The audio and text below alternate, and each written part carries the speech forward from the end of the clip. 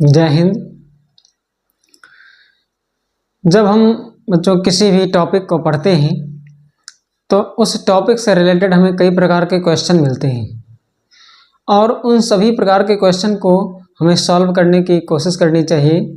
हमें हर प्रकार के क्वेश्चन को सॉल्व करने की प्रैक्टिस करनी चाहिए, क्योंकि जितने ही टाइप के क्वेश्चन को हम सॉल्व करेंगे तो हमारा उस फील्ड में यानी उस टॉपिक को लेकर के हमारी उतनी ही जानकारी अच्छी रहेगी। तो ये एरिया का जो चैप्टर चल रहा है, रेक्टेंगल और स्क्वायर का एरिया हम पढ़ रहे हैं, तो इससे संबंधित हम कई प्रकार के क्वेश्चन को सॉल्व कर रहे हैं। तो उसी में आज का हमारा जो क्वेश्चन है वो इस प्रकार से है कुछ। तो आइए इसे बोर्ड पर समझते हैं। A room is 6 meter long and 4 meter wide. A square carpet of height 3 meter is laid on the center of the floor.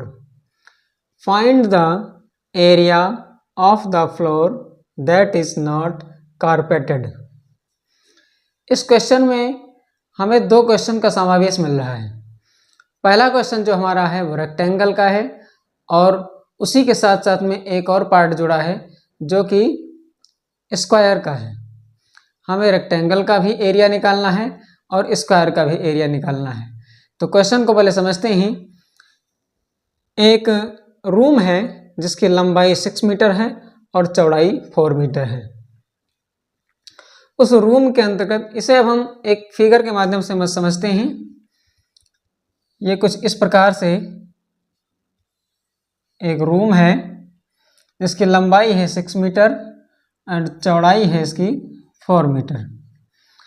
अब इस रूम के अंदर स्क्वायर कारपेट, एक कारपेट बिछाया जा रहा है जो कि स्क्वायर है। वो कुछ इस प्रकार का एक कारपेट बिछाया गया। अब इस कारपेट की जो साइड है वो 3 मीटर है। अब हमें पता है कि कारपेट स्क्वायर है तो साइड 3 मीटर है, इसका मतलब उसको चारों साइड बराबर होता है। किसी भी स्क्वायर का चारों साइड बराबर होता है, इसलिए सभी साइड इसके क्या होंगे, 3 मीटर ही होंगे।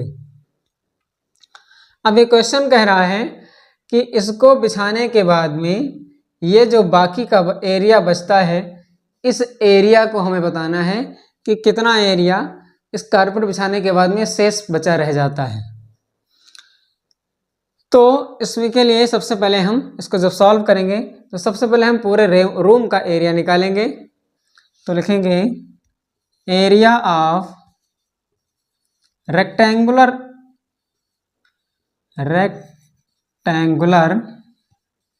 रूम इक्वल टू, अब हमें पता है कि इसका जो रेक्टेंगल का एरिया होता है वो क्या होता है, L into B. Area equal to L into B होता है रेक्टेंगल का। तो यहाँ हम L इंटू बी रखेंगे तो क्या हो जाएगा, 6 इंटू 4 हो जाएगा। यानी इसका जो एरिया आएगा 6 4 जा 24 मीटर स्क्वायर आएगा। अब ये हमारा रूम का एरिया आ चुका है। अब हम एरिया निकालेंगे किसका, कारपेट का एरिया निकालेंगे। यहाँ लिखेंगे एरिया ऑफ स्क्वायर कारपेट।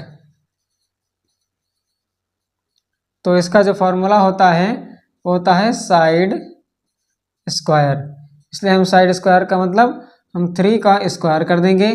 तो 3 का स्क्वायर का मतलब होता है कि हमको 3 को 2 बार मल्टीप्लाई करना है। स्क्वायर का मतलब हुआ कि हमें 3 को 2 बार मल्टीप्लाई करना है। तो इसका एरिया कितना आ गया, 9 मीटर स्क्वायर आ गया।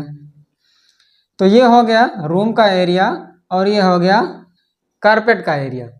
अब हम जो शेष रिमेनिंग एरिया जो बचता है उसको निकालने के लिए हम क्या करेंगे, एरिया ऑफ रिमेनिंग पार्ट। तो इसमें हम क्या करेंगे कि जो 24 मीटर स्क्वायर रूम का एरिया आया है उसमें से हम 9 मीटर स्क्वायर यानी कारपेट के एरिया को हम माइनस कर देंगे, यानी बचेगा कितना 15। जी हाँ 15 मीटर स्क्वायर, ये हमारा आंसर आया।